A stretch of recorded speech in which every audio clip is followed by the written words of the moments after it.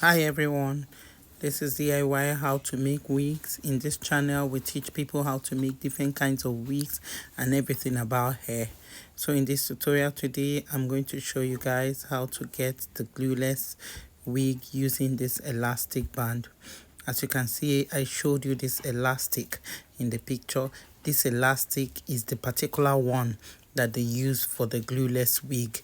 They have different types of elastic, but this one is thick, and when you stretch it, it doesn't stretch very well. You can see it in the video as I'm showing you. It doesn't stretch very long.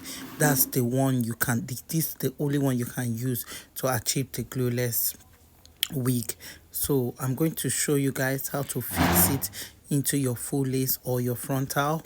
It's just the same way you fix in the frontal is the same way you fix for the full lace, so that it can give you that glueless look. After fixing it, you cut off the excess lace. Once you cut off the excess lace, you have your glueless wig. Once you wear it, it's just wear and go to anywhere you want to go to. Thanks guys, God bless you.